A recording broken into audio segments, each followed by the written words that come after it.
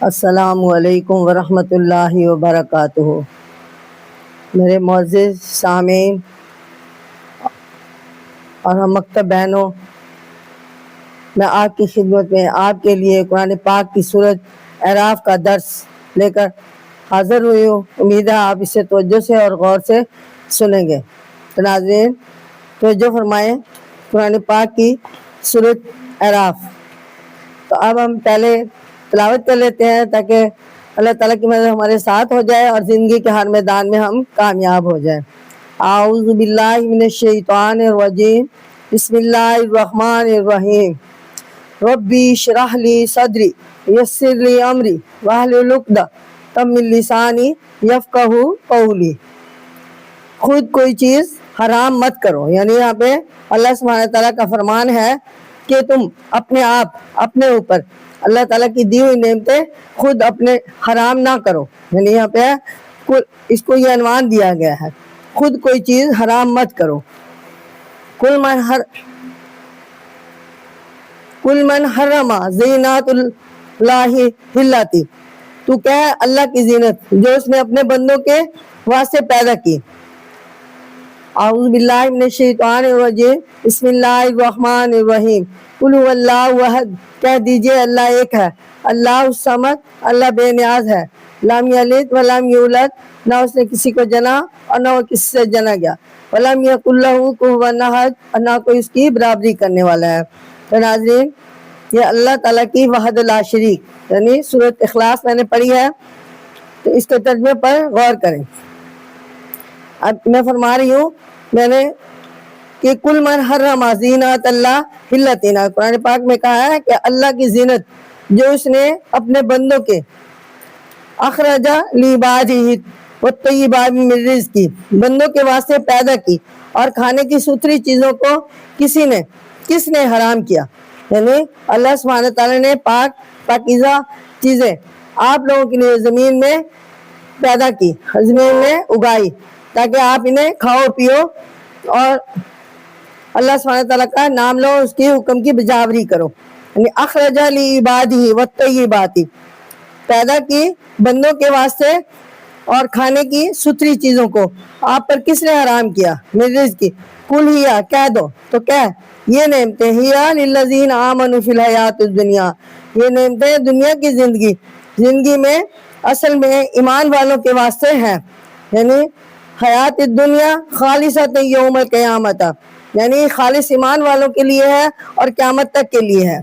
قیامت کے دن تک۔ اسی طرح کذالک نفصل الآیات لقوم یعلمون، اسی طرح ہم مفصل بیان کرتے ہیں آیتیں ان کے لیے جو سمجھتے ہیں، یعنی بار بار اللہ سبحانہ تعالیٰ کی آیتیں آئیں قرآن پاک کی نبی پاک صلی اللہ علیہ وسلم کے ذریعے بلا ترتیب، یعنی ترتیب کے ساتھ جبرائیل امین علیہ السلام اللہ سبحانہ تعالیٰ کی وقت کے تقاضے کے مطابق آیات لے کر آئے۔ اور یہاں پہ فرمایا جا رہا ہے کہ ارشاد ہے کہ یہ طواف کے وقت کپڑے اتار کر الگ رکھ دینا کس نے بتایا، یہ بھی اللہ سبحانہ تعالیٰ نے حکم نہیں دیا، یہ بھی انہوں نے اپنے پاس سے ہی بنا لیا تھا۔ اللہ سبحانہ تعالیٰ نے تو کپڑے کو انسان کی زینت بنایا ہے تاکہ اپنی شرم کی جگہوں کو چھپا کر رکھے، ایسے ہی کھانے کی صاف ستھری چیزیں تمہارے لیے ہر وقت حلال کی ہیں۔ یہ کس نے کہا کہ حج کے دنوں میں فاقہ کشی کرو، یہ بھی نہیں فرمایا اللہ سبحانہ تعالیٰ نے کہیں بھی، اور اسے عبادت کی شرط سمجھو۔ اصل بات جو تمہیں سمجھ لینی چاہیے تھی وہ یہ ہے کہ یہ چیزیں اللہ سبحانہ تعالیٰ نے پیدا کی ہیں اور ان کا طریقہ استعمال بتا دیا ہے، اسی طریقے سے انہیں استعمال کرو۔ اب اللہ سبحانہ تعالیٰ کا فرمان ہے جو چیزیں اس نے حرام کر دی ہیں وہ صاف طور پر بتا دی گئی ہیں اور انہیں چھوڑ دو، یا جس وقت اس نے اچھی چیزوں کی بھی چھوڑ دینے کا حکم دیا، تو مثلا جیسے ہم رمضان شریف ہے روزے رکھتے ہیں تو اس وقت اچھی چیزیں بھی ایک مہینہ کے لیے چھوڑنا یہ بھی اللہ تعالیٰ کا حکم ہے۔ اس کے بعد رسول اکرم صلی اللہ علیہ وسلم کو حکم دیا گیا ہے کہ ان کو یہ بھی سمجھا دو کہ یہ چیزیں یعنی لباس، خوراک وغیرہ دنیا میں انہی لوگوں کے لیے بنی ہے بنی ہے جو انہیں اللہ کا عطیہ مان کر اسے قبول کرے، اس کے حکم کے مطابق ان کو استعمال کرے۔ اسی طرح استعمال کرنے سے یہی نعمتیں ان کو قیامت کے دن تمام جھگڑوں سے پاک اور برائیوں سے پاک صاف ہو کر ان کے سامنے انہیں ملیں گی، ان کے سامنے پیش کی جائیں گی، ان کو ملیں گی، کیونکہ دنیا میں ان کے ساتھ محنت، دکھ، بیماری، لڑائی، کچھ نہ کچھ جھگڑے لے کر لگے ہوئے تھے۔ وہاں یعنی ہر کام کے لیے جو چیز نعمت ہمیں ملے گی اس کے لیے محنت درکار ہے، محنت کرنی پڑتی ہے دنیا میں، تو اس کو حاصل کرنے کے لیے تگدو کرنی پڑتی ہے۔ لیکن اللہ سبحانہ تعالیٰ کے ہاں ہمیں جو ہے اللہ تعالیٰ کی رضا، خوشی، ہمیں یعنی ہم نے اللہ سبحانہ تعالیٰ کے حکم کے مطابق دنیاوی زندگی گزاری، اس خوشی میں اللہ سبحانہ تعالیٰ بغیر تردد کے ہمیں یہ چیزیں میسر کریں گے، دیں گے۔ وہاں یہ ان سب برائیوں سے خالی ہو کر ان کو نصیب ہوں گی اور وہ پوری آزادی کے ساتھ ان کو استعمال کر سکیں گے۔ جو لوگ اللہ کو نہیں مانتے ان کو دنیا میں بھی کہ یہ چیزیں بڑے جھگڑے کے ساتھ ملیں گی اور قیامت کے دن ان میں کوئی حصہ نہ ہوگا، کیونکہ قیامت کے دن ان نعمتوں کے ملنے کی یہ شرط ہے کہ آدمی دنیا ہی میں انہیں اللہ کا عطیہ سمجھ لے اور اس کا شکر گزار ہو کر ان کا استعمال کرے۔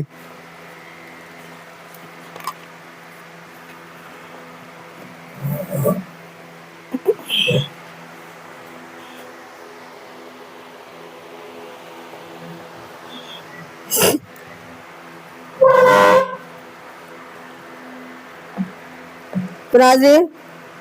اب میں آپ کے خدمت میں آپ کے سامنے قرآن پاک کی سورۃ اعراف اس کی آیت نمبر 33 کا ترجمہ و تفسیر آپ کی خدمت میں پیش کروں گی۔ یہاں بتایا گیا کہ حرام باتیں، اب یہاں پہ پہلے حرام چیزوں کے بارے میں بتایا گیا تھا کہ حرام چیزیں جو ہے وہ تم اپنے اوپر حرام مت کرو اللہ تعالیٰ کی دی ہوئی نعمتوں کو۔ اب یہاں پہ بتایا جا رہا ہے کہ حرام باتیں جو تمہیں لغو لگتی ہیں، جو تمہیں اللہ سبحانہ تعالیٰ نے کرنے کا حکم نہیں دیا، بولنے کا حکم نہیں دیا، تو وہ باتیں نہ کرو، وہ گفتگو بھی مت کرو۔ اب یہاں پہ قل انما حرم ربی الفواحش، تو کہہ دے میرے رب نے صرف بے حیائی کی باتوں کو حرام کیا ہے۔ ما ظہر منہا وما بطن والاسم، یعنی جو ان میں کھلی ہوئی ہے اور یا چھپی ہوئی ہے، یہ سب باتیں گناہ کو، اور وبغى بغیر الحق کی، اور ناحق کی زیادتی کو، یعنی کسی کے ساتھ ناحق زیادتی کرنا، کسی کے بغیر قصور اس کے ساتھ زیادتی کرنا، یا اسے گناہ کی لپیٹ میں لے لینا، یا اسے سزا دینا ناحق، تو یہ اللہ سبحانہ تعالیٰ نے حرام قرار دیا، ان کو منع کیا ہے۔ اور بغیر الحق وان تشرکوا باللہ، اور اس بات کو کہ اللہ کا شریک کرو، اور اس بات کو بھی اللہ سبحانہ تعالیٰ نے حرام قرار دیا کہ کسی کو اللہ سبحانہ تعالیٰ کا شریک سمجھو، کہ ہمیں جو کچھ ملتا ہے دنیا میں ان بتوں کے توفیق ملتا ہے، یہ بھی شرک ہے، یہ بھی گناہ ہے اور حرام ہے۔ ما لم ينزل به سلطانہ، کیونکہ اللہ سبحانہ تعالیٰ نے ہمارے اوپر اس کی کوئی نازل نہیں فرمائی، کوئی سند نازل نہیں فرمائی، اس لیے وَأَنَّ تَقُولُ، اور نہ ہی کوئی ایسی سند اتاری ہے، اور اس بات کو کہ اللہ کے ذمہ وہ باتیں لگاؤ، ایسی چیزیں، یعنی یہاں پہ معلوم وَأَن تَقُولُوا عَلَى اللَّهِ مَا لَا تَعْلَمُونَ، اور ایسی باتیں اللہ کے نام سے منسوب کرو جو تم جانتے ہی نہیں۔ تو اب یہاں پہ فرمایا جا رہا ہے کہ اس نے فحش باتوں اور بے حیائی کے کاموں کو حرام قرار دیا ہے، اس صورت میں بتایا جا رہا ہے اس آیت کے ذریعے، اور یہ کام کھلے بندوں کیے جائیں یا چھپ کر کیے جائیں، ہر حالت میں حرام ہے۔ ان سے گناہ کو حرام کیا، آیت میں سم کا لفظ استعمال کیا، یعنی آسم کا لفظ استعمال ہے، یعنی اللہ نے سم کو حرام کیا ہے۔ سم کہتے ہیں ایسی خلاف شرع بات کو جس کا اثر دوسرے پر برا ہو یا جس میں اپنا نقصان ہو، جیسے خودکشی، حلال چیزوں کو بلا وجہ اپنے اوپر حرام کر لینا، نماز، روزے وغیرہ، بدنی باتوں میں سستی اور اسی قسم کی باتیں، مثلا شراب نوشی، نشہ کی چیزوں کی عادت، جوا اور زہر کا استعمال، یہ سب چیزیں حرام ہیں۔ اپنے ہاتھ پاؤں وغیرہ سکھا لینا جیسے بعض جوگی کرتے ہیں، تو اسی طرح یہ سب چیزیں جو ہم پر حرام ہیں، تو اللہ سبحانہ تعالیٰ نے ان کا بیان فرمایا ہے قرآن پاک میں، لیکن بلا وجہ کسی چیز کو اپنے اوپر حرام نہ کریں، کوئی بات کہنے سے گریز کریں۔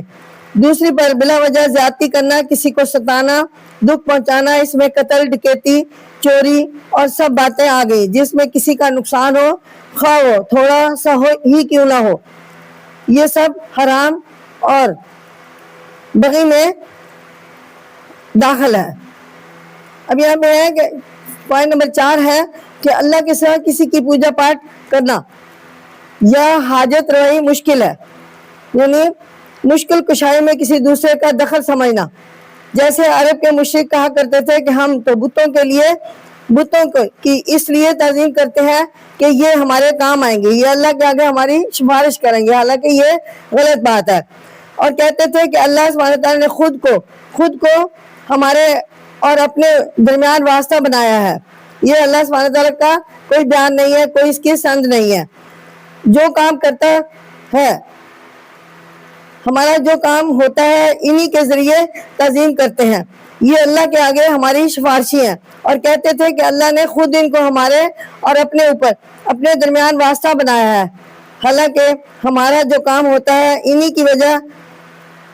کے ذریعے ہوتا ہے۔ ان باتوں کی ان کے پاس کوئی دلیل نہیں ہے، وہ اپنے پاس سے من گھڑت باتیں بناتے ہیں۔ اللہ سبحانہ تعالیٰ نے ایسی کوئی آیت نہیں اتاری جس میں یہ ثابت ہوتا ہو کہ اس نے اپنے بندوں کی حاجت روائی کسی اور کے سپرد کر دی ہے۔ تو اللہ سبحانہ تعالیٰ کا حکم مانے اور اس نے اپنے حکم کی بجاوری کے لیے اپنے پیغام رسولوں کے ذریعے بھیجے، اپنے پیغام فرشتوں کے ذریعے رسولوں کے پاس بھیجے، اور انہوں نے اپنی امت کو پیغام دیے۔ تو یہ اللہ سبحانہ تعالیٰ کے نام اٹکل پیچے باتیں لگانا ظاہر بات ہے کہ اللہ عز و جل کے بابت ہمیں اتنا ہی علم ہے جتنا قرآن مجید نے ہمیں بتایا ہے، اور اتنا ہی کرنا چاہیے، اور رسول اکرم صلی اللہ علیہ وسلم نے سمجھایا ہے۔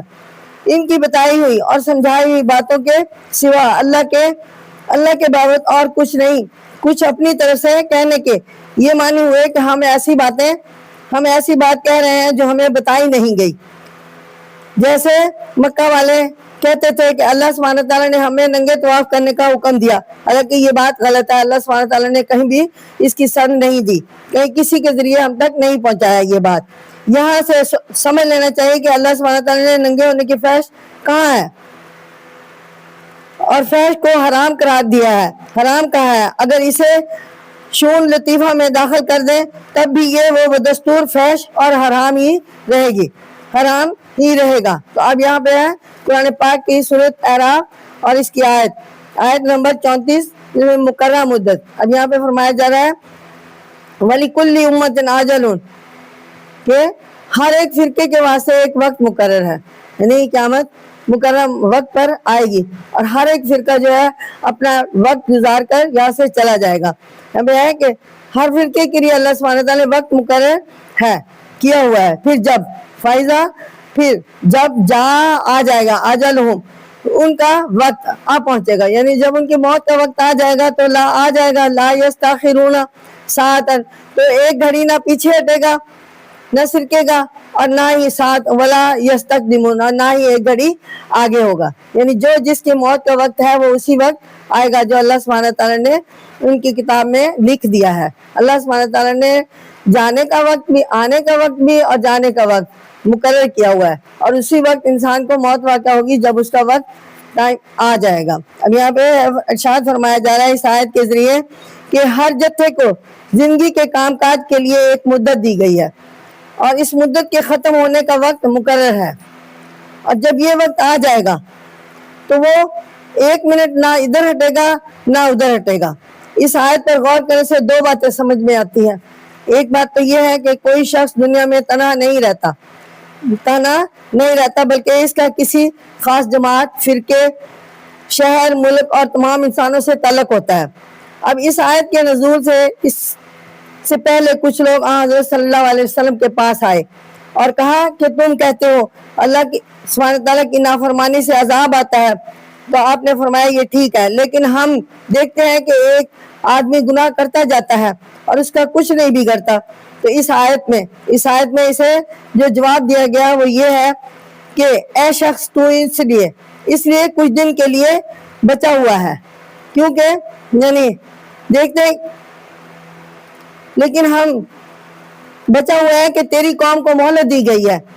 وہ گناہگار شخص قوم کی پناہ میں ہے، اور جب تک وہ اس کی خبر گیری کرتے رہیں گے اس وقت وہ بچا رہ سکتا ہے، لیکن یہ قوم ایک دن فنا ہوگی، اور جیسے یہ فنا ہوگی پھر اس شخص کا کوئی بچانے والا نہ ہوگا۔ اب یہاں پہ ہے کہ نمبر 2 ہے امت کو مہلت ملنا دنیا کی بناوٹ میں داخل ہے۔ یہ اللہ سبحانہ وتعالی نے فرمایا تاکہ وہ اپنے افراد کو سیدھے راستے پر چلائے، جب وہ اس قابل نہ رہے گی ختم ہو جائے گی، جس کا مطلب یہ ہے کہ اس کی عزت نیک نامی برباد ہو جائے گی اور وہ ذلیلوں کی طرح زندگی بسر کرنے لگے گا، اس کا وقار اور دبدبہ جاتا رہے گا اور دوسری قومیں اس پر مسلط کر دی جائیں گی، اور یہ اس کا نتیجہ ہوگا کہ وہ اپنے عروج کے زمانے میں جب اس کو مہلت ملی ہوئی تھی اپنے افراد کو نہ سنبھال سکی۔ افراد کو یہ سمجھنا چاہیے تھا کہ ہمارے گناہوں سے ہماری قوم تباہ ہوگی، اس کی تباہی ہماری یقینی تباہی ہے۔ تو ناظرین غور فرمائے، توجہ فرمائے کہ اب میں آپ کے سامنے قرآن پاک کی سورۃ اعراف اس کی آیت نمبر 35 اور 36 کا ترجمہ یکے بعد دیگرے پیش کر رہی ہوں۔ اس کو عنوان دیا ہے نجات کا طریقہ۔ یا بنی آدم اما یاتینکم رسل، اے آدم کی اولاد، اگر تمہارے پاس تمہیں میں سے رسول آئے، یعنی تمہارے پاس آدم کی اولاد اگر آئے تمہارے پاس رسول تم میں سے کہ بیان کریں یقصون علیکم آیاتی، کہ بیان کریں میری آیتیں سنائے، فمن اتقا، تو جو ڈرے، واصلح، اور نیک بنے، اپنی اصلاح کرے، ولا خوف علیہم ولم یحزنون، تو اس کو نہ کوئی ان پر خوف ہوگا قیامت کے دن اور نہ وہ غمگین ہوگے۔ فلا خوف علیہم والذین کذبوا، اور جنہوں نے ہماری آیتوں کو آیاتنا واستکبروا، ہماری آیتوں کو جھٹلایا اور تکبر کیا، انہا، تو دوزخ میں، اولئک اصحاب النار، تو یہ لوگ دوزخ میں رہنے والے ہیں، وہی دوزخی ہیں، وہ ہم فیہا خالدون، اور وہ اس میں ہمیشہ رہیں گے۔ اصحاب النار یعنی دوزخ میں رہنے والے، آگ میں رہنے والے لوگ ہوں گے، ہم فیہا خالدون، وہ اس میں ہمیشہ رہیں گے۔ ارشاد ہے استکبار، یہاں پہ فرمایا جا رہا ہے کہ اس آیت میں ارشاد ہے کہ آدم کی اولاد کو ایک امت ہے، آدم کی اولاد ایک امت ہے، اس کے معنی یہ ہے کہ سب کا مل کر فرض ہے کہ افراد کی خبر گیری کریں، اور ہر فرد کو کہا گیا ہے کہ تقوی حاصل کریں اور اپنی اصلاح میں ہر وقت لگا رہے۔ ارشاد ہے کہ اے آدم کی اولاد، میں نے تمہارے ہدایت کا دنیا میں بندوبست کر دیا ہے، یعنی اپنے اس کام کے لیے میرے رسول جو تمہیں جیسے آدمی ہوں گے، وہ تمہیں ہدایت دیں گے، تمہارے پاس آئیں گے، ان کی تابعداری کرنا، وہ تمہیں 2 چیزوں کی ہدایت کریں گے، ایک بری باتوں کو سے منع کریں، بچنا، ان کا نام تقوی ہے، اور دوسری نیک کام کرنا، اس کا نام اصلاح ہے۔ تم کو میرے آیتیں سنائیں گے، جو رسولوں کا کہنا مانیں گے وہ ساری آفتوں سے پاک ہوں گے، وہ ساری آفتوں سے خود بھی بچیں گے اور امت کو بھی ذلت اور رسوائی سے بچائیں گے، لیکن جو ان کا کہنا نہ مانیں گے آخرت میں ان کا ٹھکانہ دوزخ ہوگا اور وہ ہمیشہ دوزخ میں رہیں گے۔ تو ناظرین اب میں آپ کے سامنے قرآن پاک کی سورۃ اعراف اس کی آیت نمبر 37 اس کا ترجمہ بھی تفسیر آپ کی خدمت میں پیش کر رہی ہوں۔ اقراری مجرم، یعنی مجرم اپنا جرم کا اقرار خود کریں گے۔ سنیں ذرا قرآن پاک کی آیت، فمن اظلم ممن افترى علی اللہ، پھر اس سے زیادہ کون ظالم ہے جو اللہ پر جھوٹا بہتان باندھے، یعنی کذبن او کذب بآیاتہ، یا اس کے حکموں کو جھٹلا دے، اولئک ینالہم نصیبہم، وہ لوگ ہیں کہ ان کو ملے گا جو ان کا حصہ کتاب میں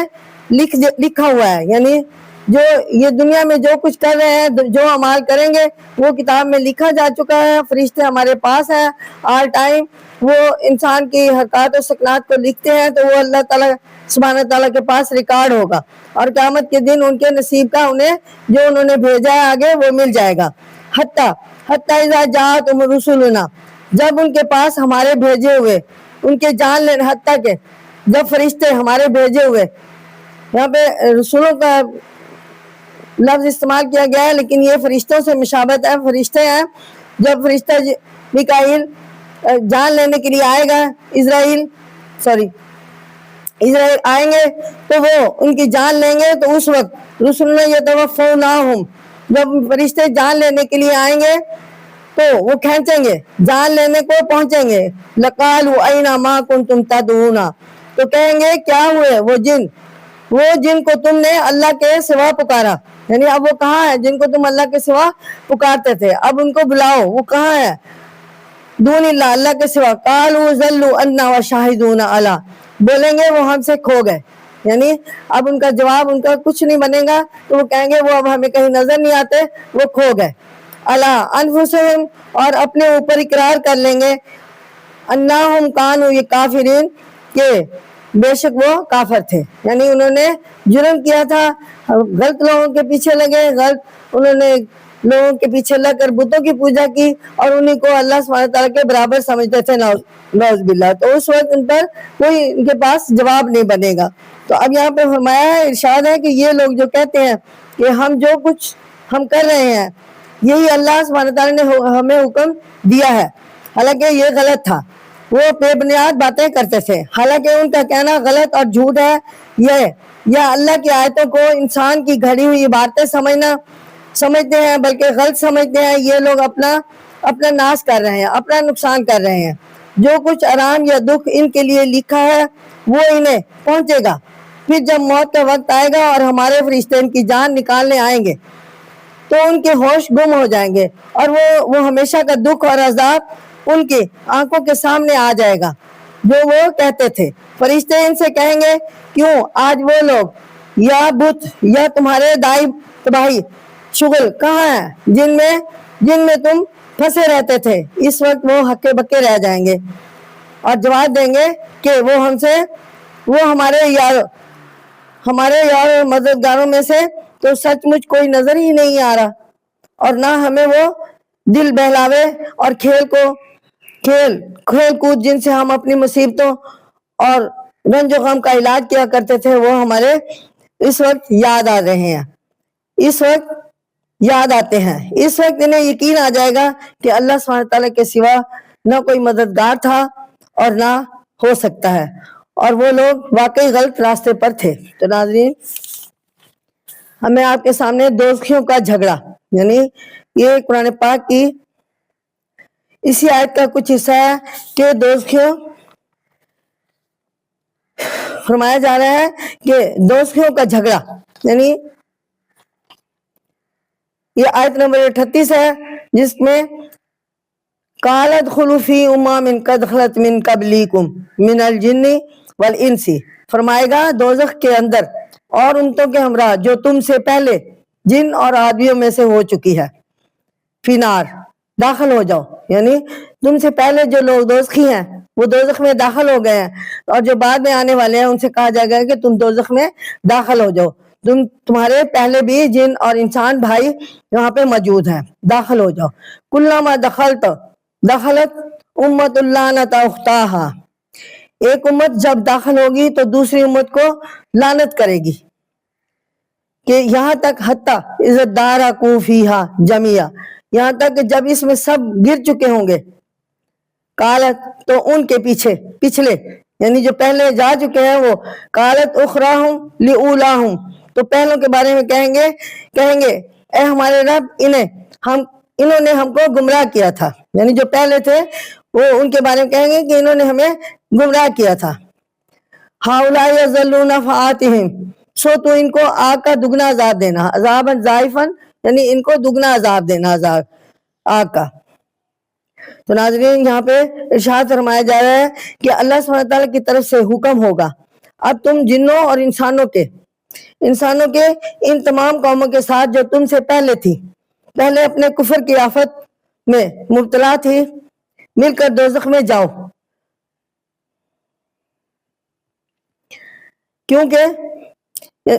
کیونکہ کفر کی یہی سزا ہے۔ اب یہاں پہ ہم نے تم سب کو دنیا میں اپنی کتابیں اور رسول بھیج دیے تھے،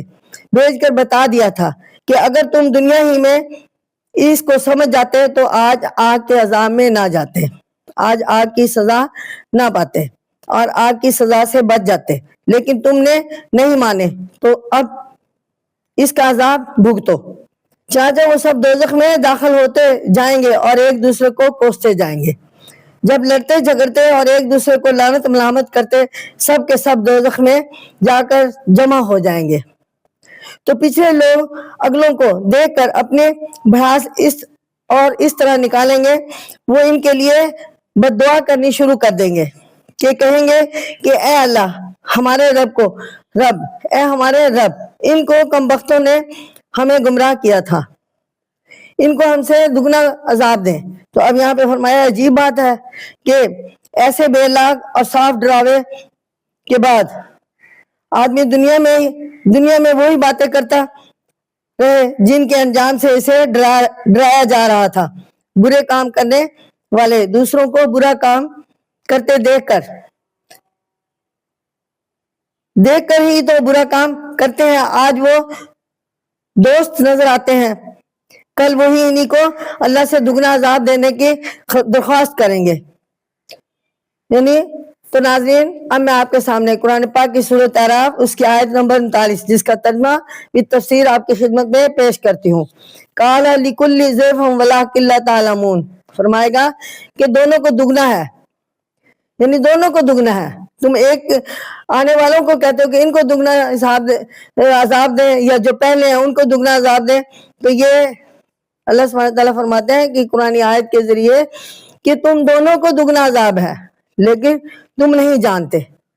ولیکن لا تعلمون، تم نہیں جانتے۔ وقالت اولاہم لیخراہم فما کانا، ان کے پہلے پچھلوں کو کہیں گے پس تم کو ہم پر لکم علینا کچھ نہ ہوئی بڑائی، من فضلی یعنی تم کو ہم پر کچھ بڑائی حاصل نہ ہوئی، فذوقوا العذاب، اب عذاب چکھو بما کنتم تکسبون، بسبب اپنی کمائی کے، یعنی جو کچھ تم نے دنیا میں کیا تھا یہ اس کا کرا دھرا تمہیں قیامت کے دن یہاں پہ مل رہا ہے۔ یعنی ارشاد ہے کہ اچھی بات ہے کیونکہ وہ آپ بھی بہکے اور تم کو بھی بہکایا، اس لیے انہوں نے دو جرم کیے، اس حساب سے تم ٹھیک کہتے ہو کہ ان کو دوہرا عذاب ملنا چاہیے، چنانچہ ان کو دوہرا عذاب ملے گا۔ اب اللہ سبحانہ تعالیٰ نے قرآن آیت کے ذریعے فرمایا کہ ان کو دوہرا عذاب ملے گا، لیکن تمہیں یہ معلوم نہیں کہ خود تمہارے اوپر بھی دو جرم عائد ہیں۔ ایک تو یہ کہ تم برے کام کیے، دوسرا یہ کہ اپنی سمجھ سے کام نہ لیا۔ قرآن شریف میں تمہیں بتایا گیا کہ تم دیکھو تم سے پہلے لوگوں نے بڑے کام کیے، یعنی برے کام کیے، اور ان کو ان کی سزا دنیا میں دی گئی، یہ بتانے کے لیے کہ برائی کا پھل برا ہے، لیکن تم نے ایسی نہ سنی اور نہ اس پر کوئی عمل کیا، اس لیے تم بھی دوہرے مجرم ہو اور تمہیں بھی دوہری سزا ملے گی۔ اس بنا پر فیصلہ یہ ہے کہ اگلوں پچھلوں دونوں کو دوہری سزا ملے گی۔ اللہ سبحانہ تعالیٰ نے فرمایا یہ فیصلہ سن کر پہلے لوگ پچھلوں کو چڑھائیں گے اور کہیں گے کہ ہمارے لیے تم دگنی سزا دیے جانے کی درخواست کرتے تھے یا کرنے اٹھے تھے، کیا ہاتھ آیا، الٹے منہ کی کھانی پڑی، تم میں کیا سب خواب کا پر تھا جو تم کو کم سزا ملتی، مجرم سب برابر، کیونکہ ان کے گناہ برابر، اس لیے اپنے اپنے کیے کی تمہیں بھی بھرنا پڑے گا اور ہمیں بھی اپنے کرتوتوں کی سزا میں یہ عذاب تمہیں بھی بھگتنا ہے اور ہمیں بھی بھگتنا ہے، اور ہمیں بھی اللہ ہی اپنا رحم کرے ورنہ اس سے جان چھوٹنی نظر نہیں آتی۔ کاش اس بات کو ہم لوگ دنیا ہی میں سمجھ لیتے۔ ایک روز مرنا ہے، رہے گا کوئی تا قیامت سلامت، پھر ایک روز مرنا ہے حضرت سلامت۔ تو ناظرین یہ ایک شعر ہے، میں نے جو کہا اب ہے نافرمانوں کا فیصلہ۔ یہاں پہ فرمایا کہ یہ قرآن پاک کی سورۃ اعراف، اس کی آیت نمبر 40 سے 41، ان الذین کذبوا بآیاتنا واستکبر، نافرمانوں کا فیصلہ، بے شک جنہوں نے ہماری آیتوں کو جھٹلایا، یعنی اللہ سبحانہ وتعالیٰ فرماتے ہیں ان الذین کذبوا بآیاتنا، بے شک ہماری آیتوں کو جھٹلایا اور ان کے مقابلہ میں تکبر کیا، واستکبر تکبر کیا، انہا ان کے لیے، لا تفتح لہم ابواب السماء، ان کے لیے آسمان کے دروازے نہ کھولے جائیں گے، اور وہ یدخلون الجنت، جنت میں داخل نہ ہوں گے، حتی یلج الجمل فی، یہاں تک کہ اونٹ سوئی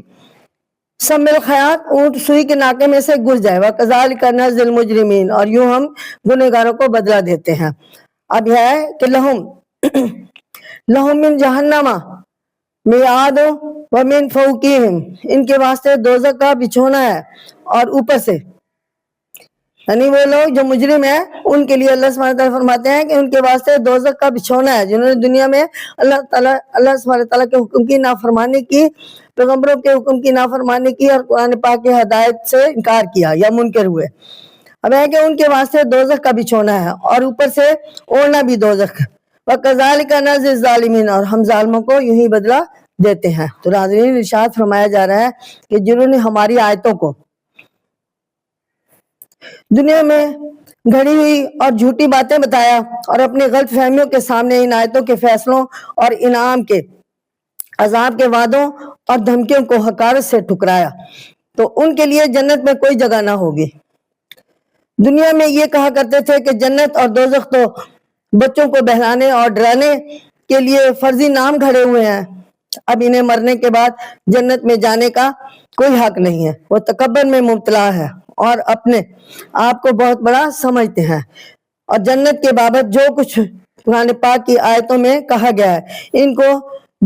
چھوٹے درجے کی باتیں سمجھتے ہیں، نعوذ باللہ، جو ان کی شان سے بالکل گری ہوئی ہیں۔ اب یہاں پہ ہے کہ ان کے اس خیال کی تصویر کھینچی جائے تو وہ بہینہ ایسی ہوگی کہ گویا وہ ایک اونٹ ہے اور جنت ایک سوئی کا نام ہے۔ بڑائی اور جھٹائی کی سب سے بڑی مثال یہی ہے کہ اونٹ کو سوئی کے ناکے میں سے گزارنا، یعنی ایسے دوزخی لوگ، نافرمان لوگ اگر جنت میں چلے بھی جائیں تو ان کی مثال ایسی ہوگی، ادروائز وہ جنت میں جانے کے قابل نہیں ہے،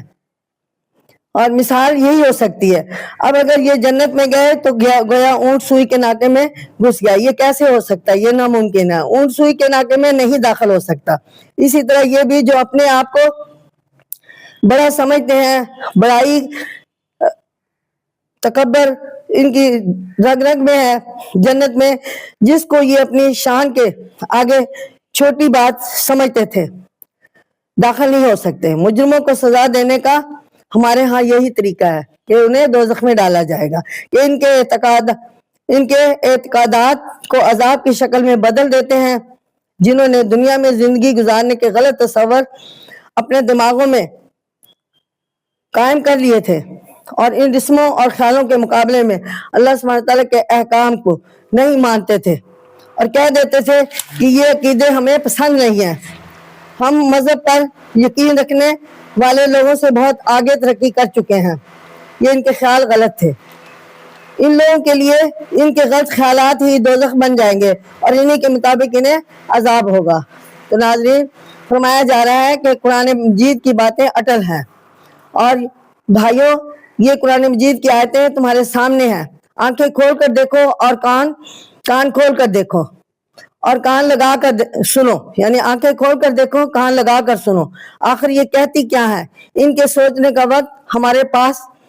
یہی ہے، اس میں ذرا شک کی گنجائش نہیں کہ یہ وقت ختم ہو جائے گا اور موت کے بعد آنکھیں ادھر سے بند ہو جائیں گی اور ادھر سے کھل جائیں گی۔ تو ناظرین معلوم ہو جائے گا جو کچھ قرآن مجید نے کہا تھا وہ بالکل سچ تھا، لیکن اس وقت آنکھوں کا کھلنا کچھ کام نہ آئے گا، جب بنے گا جب اپنی آنکھیں یہ ہے دنیا میں کھولیں۔